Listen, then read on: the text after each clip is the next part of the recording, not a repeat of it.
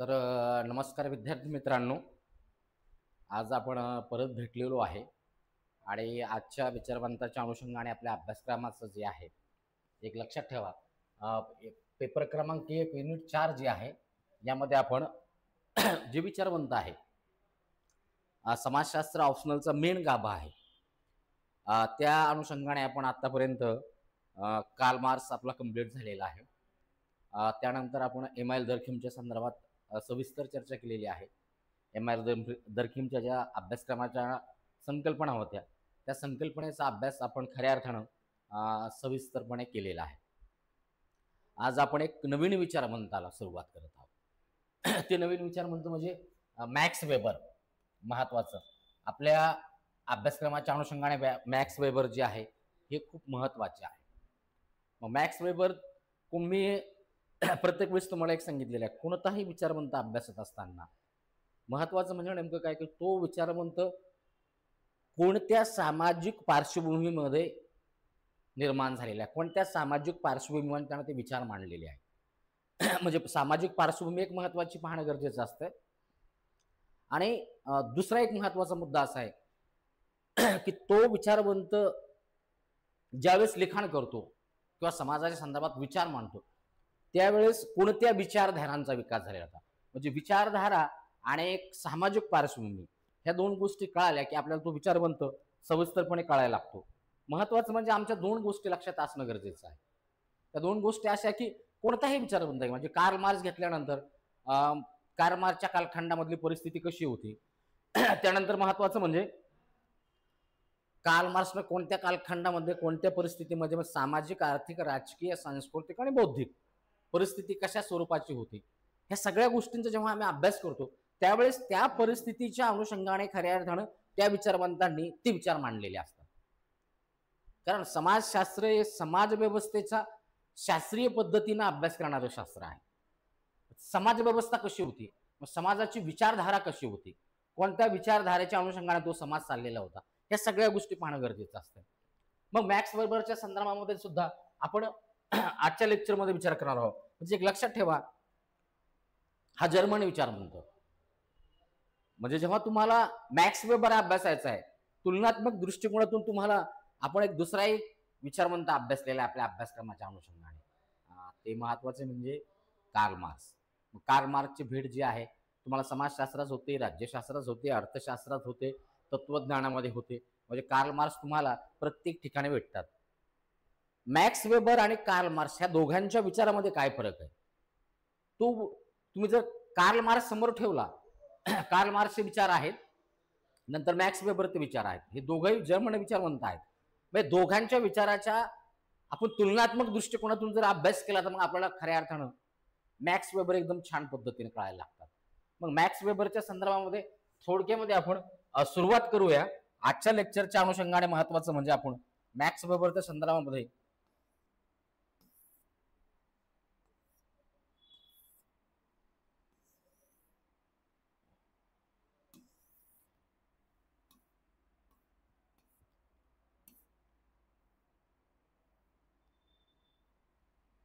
Max वेबरच्या संदर्भामध्ये पाहत असताना आमच्या एक गोष्ट लक्षात येणं गरजेचं आहे की मॅक्स वेबरने कोणत्या कालखंडामध्ये विचार मांडलेले आहे.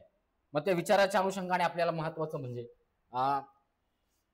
आजच्या लेक्चरमध्ये आपल्याला बघायचं आहे. मग आजच्या लेक्चरमध्ये आपण खऱ्या अर्थानं मॅक्स वेबरला सुरुवात करत आहोत. तर मॅक्स वेबरच्या संदर्भामध्ये आपण महत्त्वाचं म्हणजे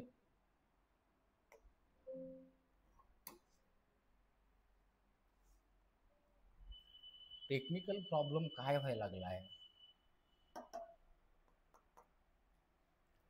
मॅक्स वेबरला सुरुवात करूया.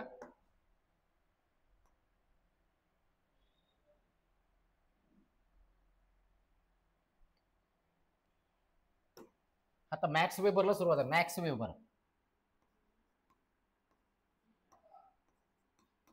आता एक लक्षात ठेवा, मॅक्स वेबर म्हणजे नेमकं काय, जर्मन विचारवंत आहे.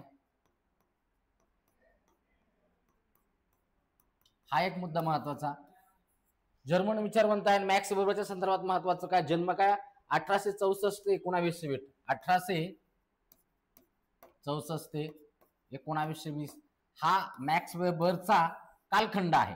मग मॅक्स वेबरची थोडक्यामध्ये जर पार्श्वभूमी बघितली, कौटुंबिक पार्श्वभूमी कशी होती, मग वडील तागाचा व्यवसाय करायचे, नंतर मग धार्मिक व्यक्ती होते, नंतर राजकारणात आले, राजकारणाच्या अनुषंगाने मेयर वगैरे राजकीय पक्षाचं.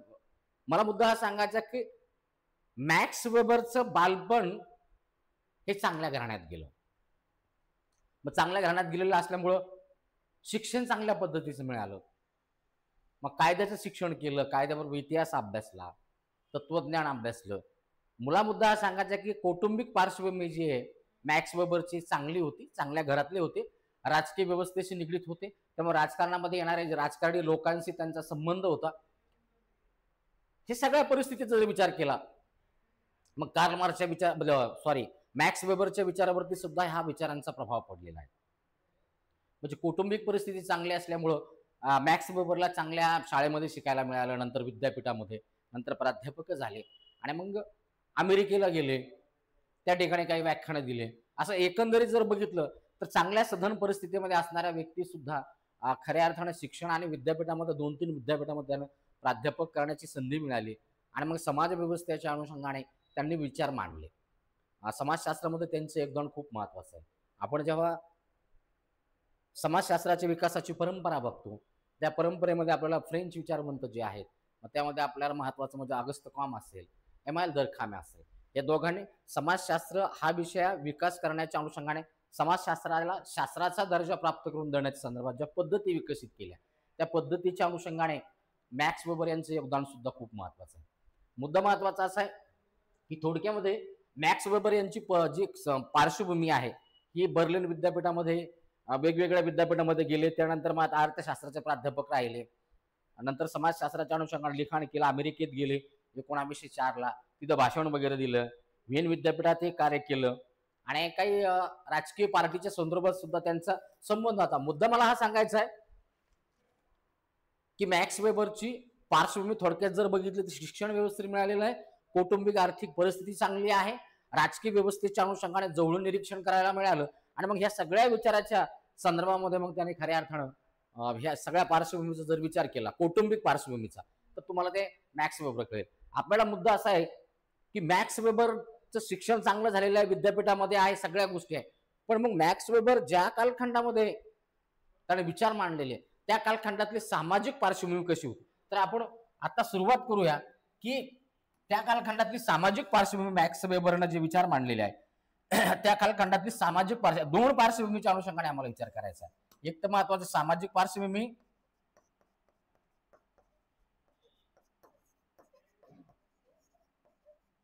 कोणताही विचारवंत अभ्यासत असताना ह्या दोन गोष्टी करून घेणं खूप गरजेचं आहे. आणि दुसरी जी आहे बौद्धिक पार्श्वभूमी,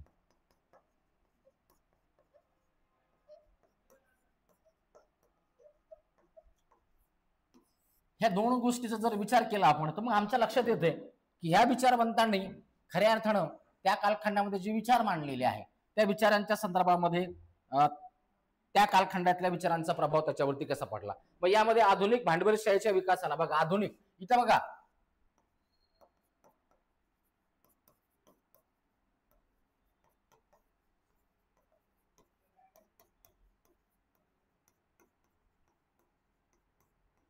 सामाजिक पार्श्वभूमी जर बघितलं तुम्ही, आधुनिक भांडवलशाहीचा विकास सुरू झालेले आहे, औद्योगिक अर्थव्यवस्था, तंत्रज्ञानाचा विकास, होय का.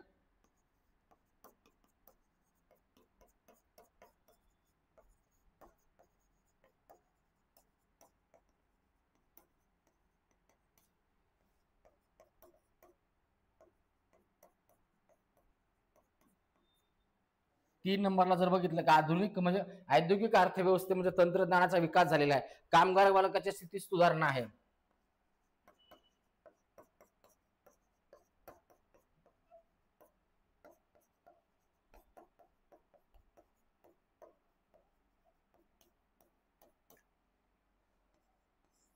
आणि 4 नंबरला महत्वाचं काय, औद्योगिक अर्थव्यवस्था, म्हणजे औद्योगिक अर्थव्यवस्था, अर्थव्यवस्था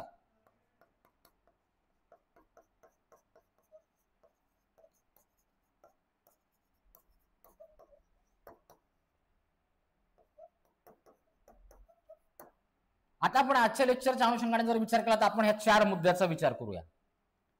मॅक्स वेबरचं आगमन झालेलं आहे, तर मॅक्स वेबरच्या कालखंडामध्ये महत्वाचं काय, समाजशास्त्रामध्ये आधुनिकता आणि उत्तर आधुनिकता असे दोन शब्द वापरले जातात.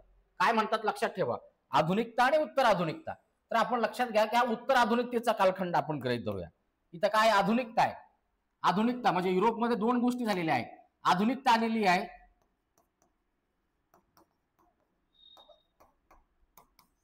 मग आधुनिकतेच्या अनुषंगाने आपण विचार करणार ही उत्तर आधुनिकता आहे.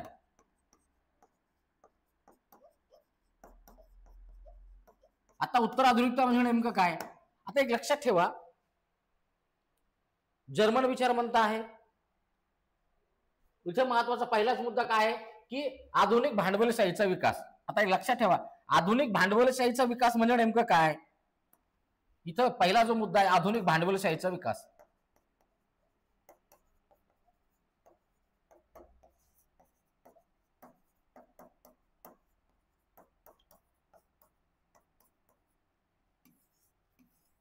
एक मुद्दा लक्षात घ्या की आपण जेव्हा समाजशास्त्राचा विकास पाहत होतो, समाजशास्त्राचा विकास पाहत असताना आम्ही दोन तीन गोष्टी महत्वाच्या पाहिला.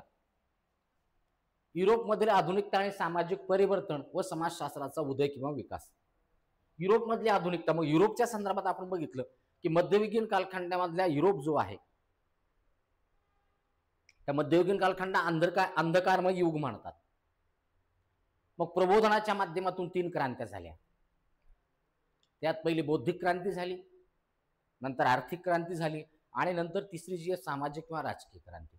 मुद्दा मला हा सांगायचा आहे की सुरुवात जी आहे आधुनिक भांडवलशाही येण्याच्या सुरुवात काय, सरंजामशाही.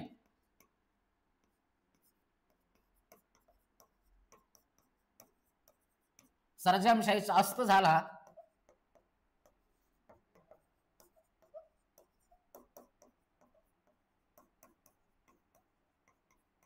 इथं महत्वाचं काय आहे,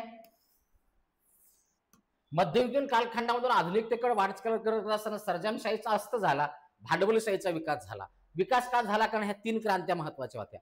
ही तीन क्रांत्याच्या अनुषंगाने महत्वाचं काय, सामाजिक, एक लक्षात ठेवा, सामाजिक, आर्थिक, राजकीय, सांस्कृतिक, ह्या सगळ्या गोष्टीच्या अनुषंगाने परिवर्तन झाले. म्हणजे परिवर्तन कशामुळे झालं, इथं बौद्धिक क्रांती, इथं बौद्धिक क्रांती आहे, आर्थिक क्रांती आहे आणि महत्वाचं 3 नंबरला सामाजिक किंवा राजकीय क्रांती. आता या ठिकाणी या तीन क्रांत्याचा परिणाम काय झाला, या तीन क्रांत्या म्हणजे मध्ययुगीन कालखंडामधल्या युरोपला आधुनिकतेमध्ये आणण्यासाठी या तीन क्रांत्या झाल्या. आणि मग या तीन क्रांत्यांच्या अनुषंगाने महत्वाचं काय झालं, समाज व्यवस्थेमध्ये बदल झाला. मग समाज व्यवस्थेमध्ये महत्वाचा बदल काय झाला, सरंजामशाहीचा अस्त झाला, राजेशाहीचा अस्त झाला, अर्थव्यवस्थेमध्ये बदल झाला, समाज व्यवस्थेत बदल आणि सांस्कृतिक व्यवस्थेमध्ये बदल झाला. आधुनिकतेचा अर्थच असा होतोय महत्वाचं, आधुनिकता म्हणजे नेमकं काय, आधुनिकतेचा अर्थ होता जीवन जगण्याची नवीन मूल्य विकसित झाली. इथं मुद्दा महत्वाचा असा आहे की सामाजिक दृष्टिकोनातून जर विचार केला आम्ही, इथं सरंजामशाही जी होती, इथं सरंजामशाहीमध्ये जे 3 वर्ग होते त्या 3 वर्गाचा अस्त झाला. भांडवलशाही म्हणजे नेमकं काय, भांडवलशाहीचा अर्थ असा की इथं जी औद्योगिक क्रांती झाली, या आर्थिक क्रांती म्हणजे काय, औद्योगिक क्रांती.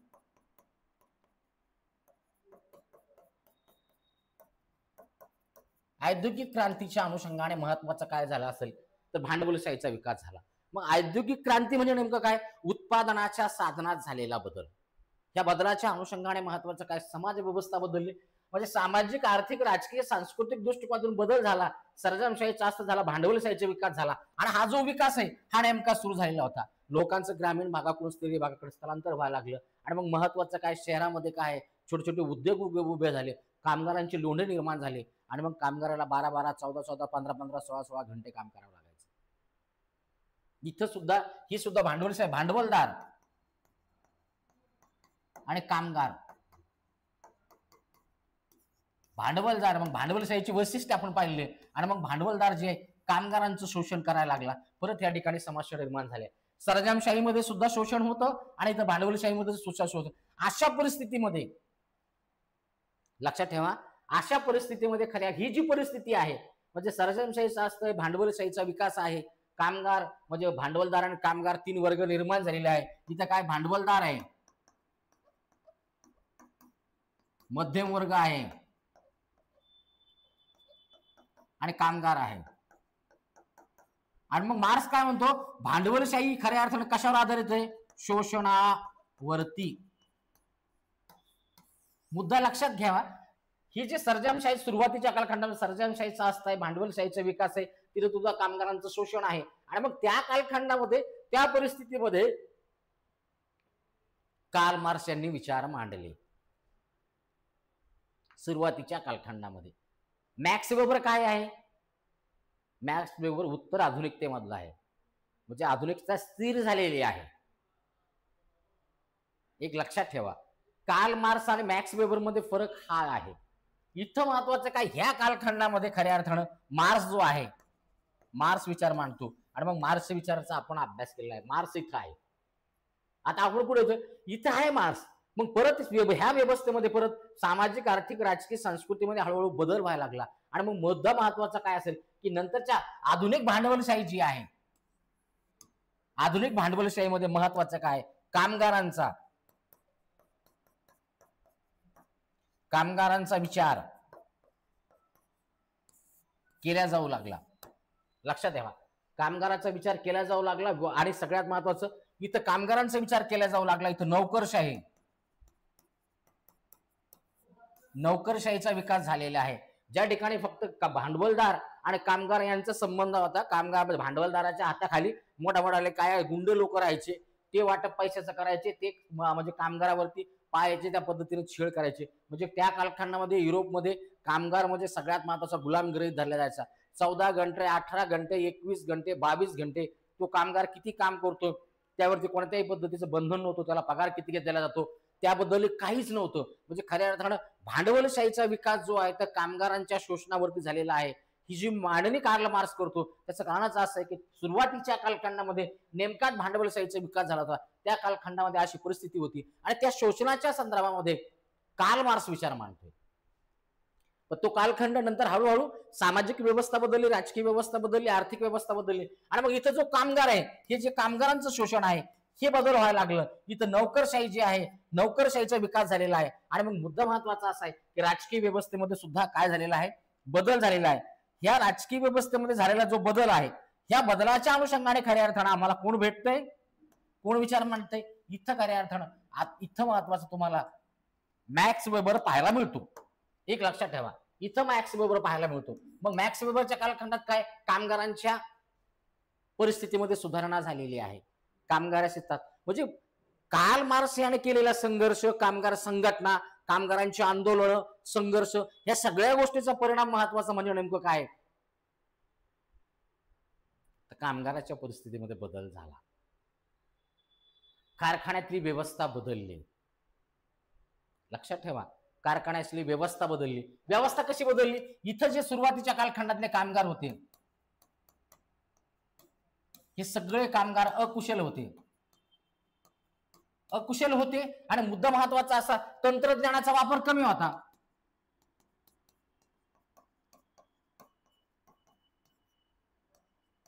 मला मुद्दा सांगा, तंत्रज्ञानाचा वापर कमी, मॅन्युअली कामगारांना सगळ्यात महत्वाचं काम करायचे, हे सगळे कामगार अकुशल होते. पण आधुनिकतेच्या अनुषंगाने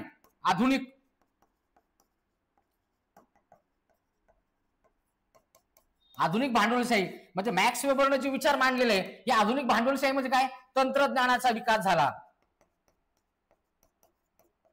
इथं काय, तंत्रज्ञानाचा विकास आहे. 2 नंबर माझा कामगारांचा विकास आहे. कामगार, या ठिकाणी तुम्हाला 2 पद्धतीचे कामगार पाहत, कुशल, अकुशल, हे 2 पद्धतीचे कामगार पाहायला मिळतात. त्यानंतर महत्वाचं काय, नोकरशाही ज्याला म्हणतात, म्हणजे कारखान्यातली सुद्धा काय परिस्थिती बदललेली आहे. तिथं सुद्धा महत्वाचं काय, व्यवस्थापन आलेलं आहे. लक्षात ठेवा, व्यवस्थापनाच्या माध्यमातून इथं कामगार चाललेला आहे. म्हणजे कारखाना जो आहे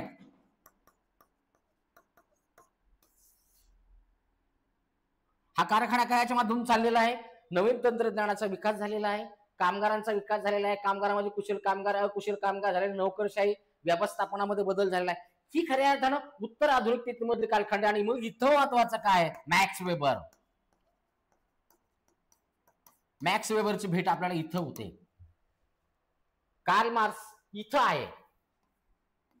मार्क्स कुठं आहे, नेमकाच भांडवलशाहीचा विकास झालेला आहे. आणि सगळ्यात महत्वाचं उत्तर आधुनिकच्या अनुषंगाने भांडवलशाहीच्या उदयामध्ये खऱ्या अर्थानं कार्ल मार्क्स आहे. आणि भांडवलशाहीच्या विकासामध्ये जे आहे आधुनिकतेच्या अनुषंगाने इथं तुम्हाला महत्वाचं मॅक्स वेबर पाहायला मिळतो. दोघांच्या विचारांमध्ये हा फरक आहे. इथं असा बदल झालेला आहे, तंत्रज्ञानाचा विकास झालेला आहे, कामगारांचा विकास झालेला आहे, कुशल कामगार कारखाना चालवत असताना व्यवस्थापन आलेलं आहे. त्यानंतर महत्वाचे कामगारांच्या अधिकारांचा थोडा विचार केला जातोय. कामगारांचं अधिकार ज्याला म्हणतात. इथं महत्वाचं काय, इथं खऱ्या अर्थानं आधुनिकतेच्या अनुषंगाने एक महत्वाची संकल्पना आली, ती महत्वाची म्हणजे कल्याणकारी. कल्याणकारी राज्य. कल्याणकारी राज्य म्हटलं मग कारखान्यामध्ये सुद्धा शासनाचा हस्तक्षेप वाढला. मला मुद्दा सांगायचा की कामगाराच्या अनुषंगाने, समाज व्यवस्थेच्या अनुषंगाने मॅक्स वेबर यांनी ज्या कालखंडात विचार मारले त्या कालखंडामधली परिस्थिती अशी होती. 2 नंबरचा मुद्दा काय, तंत्रज्ञान आलेलं या ठिकाणी महत्वाचं काय, कामगार वर्गाच्या स्थितीमध्ये सुधारणा झाली. मग कामगारांच्या संदर्भात तुम्हाला माहित आहे, कामाचं जे ठिकाण होतं, सुधारणा काय झालेली आहे लक्षात ठेवा. हे आधुनिकतेच्या अनुषंगाने जर विचार केला, इथं महत्वाचं काय, कामाचे तास,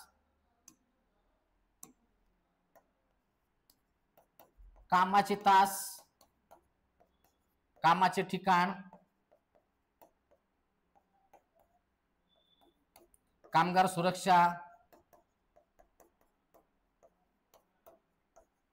वेतनात वाढ, ह्या सगळ्या गोष्टीच्या अनुषंगाने खऱ्या अर्थानं कामगारांचा विचार केला जाऊ लागला.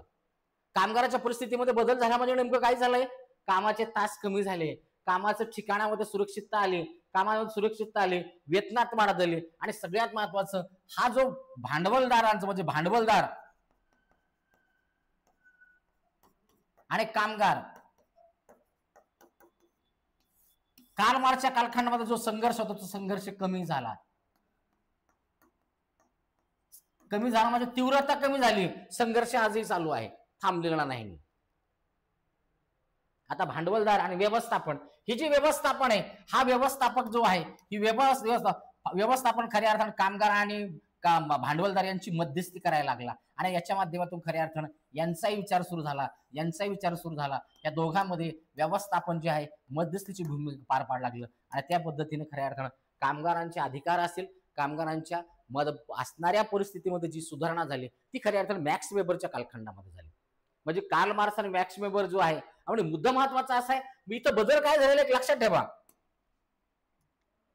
इथं दुसरा एक महत्वाचा बदल काय झाला असेल तर तुमच्या एक लक्षात येईल, इथं महत्वाचं भांडवलदार जे आहे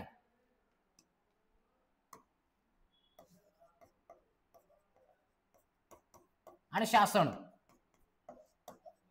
कामगारांच्या संदर्भामध्ये या दोघांमध्ये सगळ्यात मला थोडा संघर्ष व्हायला लागला. आणि मग शासनाचं सुद्धा नियंत्रण भांडवलदारावरती आलं आणि तिथून थोडा बदल व्हायला लागला. नियंत्रण आलं म्हणजे नेमकं काय, कामगारांच्या दृष्टिकोनातून जे शासनाचं धोरण होतं कल्याणकारी राज्य,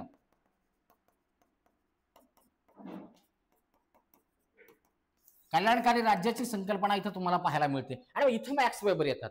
म्हणजे मॅक्स वेबर आणि कार्ल मार्क्स या दोघांमध्ये फरक काय, नेमका भांडवलशाहीचा जो विकास, आधुनिकतेला सुरुवात आणि आधुनिकतेच्या अनुषंगाने युरोपमध्ये आलेला जो सामाजिक आर्थिक राजकीय बदल आहे, त्या बदलाच्या अनुषंगाने समाज व्यवस्थेमध्ये झालेला बदल आणि त्या कालखंडामध्ये खऱ्या अर्थाने कार्ल मार्क्सने मांडलेले विचार आहे.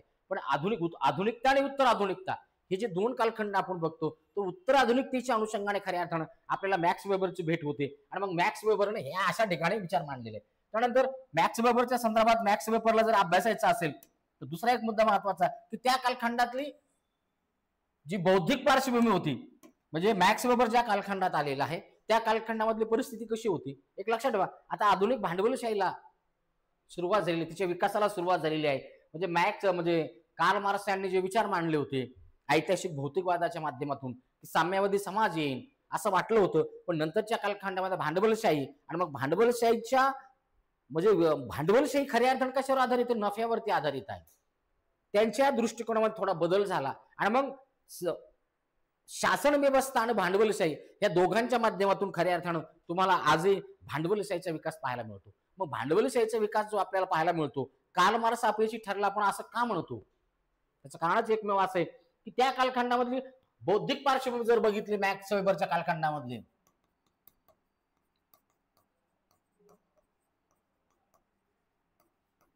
मग बौद्धिक पार्श्वभूमीच्या अनुषंगाने भांडवलशाहीचा विकास आहे, तंत्रज्ञानाचा विकास आहे, कामगारांमध्ये सुधारणा झालेली आहे, आपण ही सामाजिक पार्श्वभूमी पाहिलेली आहे, 3 वर्ग निर्माण झाले. मग बौद्धिक पार्श्वभूमीच्या अनुषंगाने महत्वाचं काय? इथं बौद्धिक पार्श्वभूमी आणि भांडवलशाही, भांडवलशाहीच्या विकासाच्या अनुषंगाने बौद्धिक दृष्टिकोन त्या कालखंडामध्ये विचार मांडलेले आहे. आणि मग तुम्हाला माहित आहे की भांडवलशाहीच्या विकासामध्ये महत्वाचं काय की इथं काय आहे, आधुनिकतेच्या अनुषंगाने काय झालेलं आहे. मध्ययुगीन कालखंडामधल्या युरोपमध्ये बदल झाला ना आधुनिकतेकडे आला. धर्मकेंद्रित असलेला व्यक्ती जो आहे, धर्मच हा समाज व्यवस्थेचा केंद्रबिंदू होता. इथं महत्वाचं व्यक्ती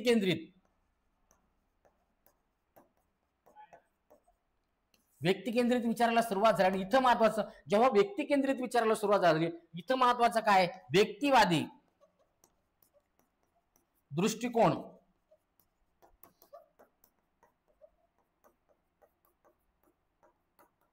इथं महत्वाचं काय? मॅक्स वेबर ज्यावेळेस आलेला आहे तेव्हा व्यक्तिवादी दृष्टिकोन विकसित झाला, म्हणूनच खऱ्या अर्थानं भांडवलशाहीचा विकास झालेला आहे. व्यक्तिवादी म्हणजे नेमकं काय? प्रत्येक व्यक्तीच्या जीवनामध्ये महत्वाचं काय? त्याला सुख लागतंय. सुख काय आहे? त्याला समाधान पाहिजे.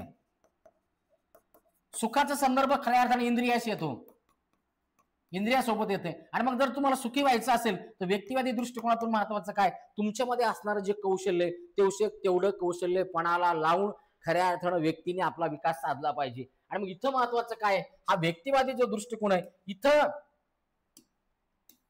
बौद्धिक कालखंडामध्ये भांडवलशाहीचा विकास का झालेला आहे? इथं महत्वाचं काय? व्यक्ती स्वातंत्र्य ज्याला म्हणतात.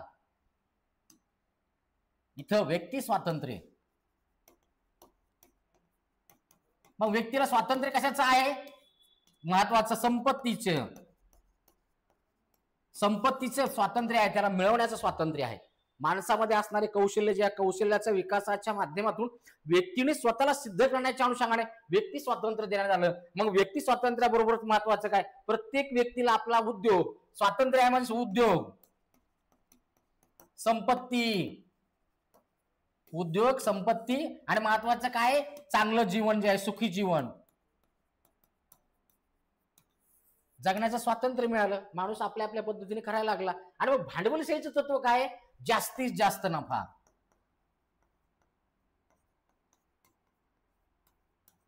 आणि मग व्यक्तीला जेव्हा हे स्वातंत्र्य मिळालेलं आहे, या स्वातंत्र्याच्या अनुषंगाने भांडवलशाहीच्या विकासाला हे पोषक वातावरण मिळालं.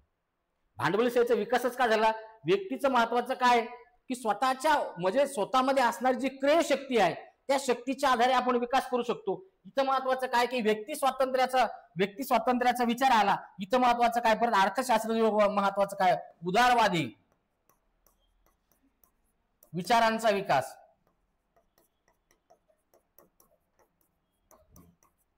उदारवादी विचारांचा विकास मध्ये तुम्हाला माहित आहे का, अर्थशास्त्रीय दृष्टिकोनातून जर तुम्ही विचार केला तर या ठिकाणी आपली भेट कोणासोबत होते?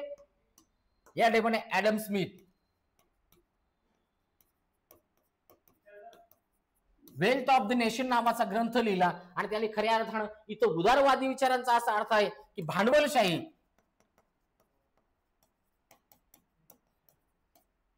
पूर्ण स्वातंत्र्य पाहिजे. भांडवलशाहीला पूर्ण स्वातंत्र्य म्हणजे नेमकं काय? शासनाचं नियंत्रण नको.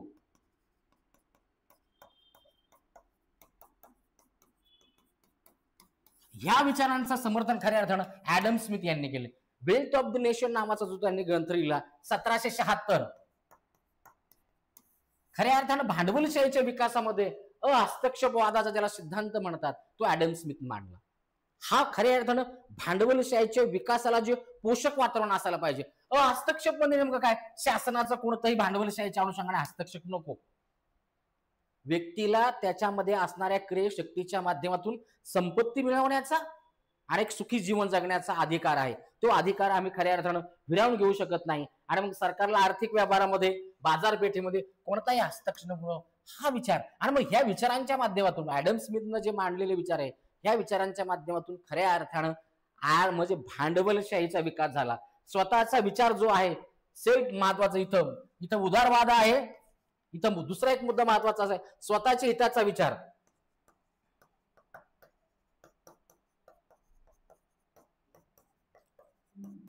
स्वतःच्या हिताचा विचार व्यक्ती करायला लागला. त्यानंतर महत्वाचं काय असेल की या ठिकाणी काय आहे, संपत्तीचा हक्क तर मिळालेला आहे. संपत्तीचा हक्क व्यक्तीला मिळालेला आहे. आणि त्याचबरोबर महत्वाचं काय, तुम्हाला जर जगामध्ये टिकायच्या स्पर्धा, आणि मग स्पर्धेमध्ये काय स्वतःला सिद्ध करण्याची संधी माणसाला मिळणं गरजेचं आहे. अशा पद्धतीने जर तुम्ही विचार केला तर भांडवलशाहीच्या बौद्धिक पार्श्वभूमीवर जर तुम्ही बघितलं तर व्यक्तिवादी दृष्टिकोन विकसित झालेला आहे, उदारमतवादी विचारांचा विकास झालेला आहे. ऍडम स्मिथचे विचार आहे, भांडवलशाहीला पूर्ण स्वातंत्र्य देण्यात आलं आहे. आणि मग माणूस स्वतःच्या हिताचा विचार करायला लागला आणि संपत्तीचा हक्क व्यक्तीला मिळालेला आहे. शासनाचं नियंत्रण कमी झालेलं आहे.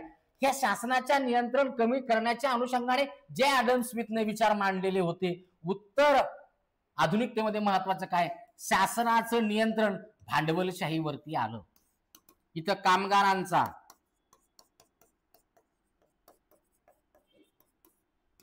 विचार व्हायला लागला.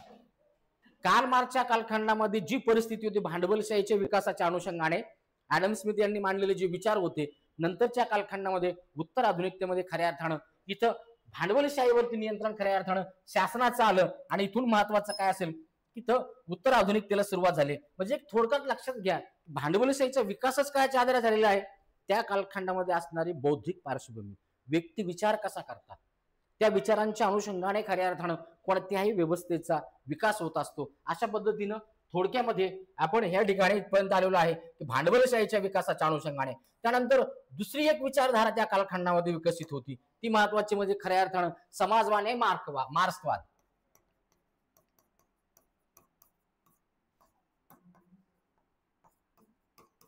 आता लक्षात ठेवा, समाजवाद आणि मार्क्सवाद म्हणजे नेमकं काय.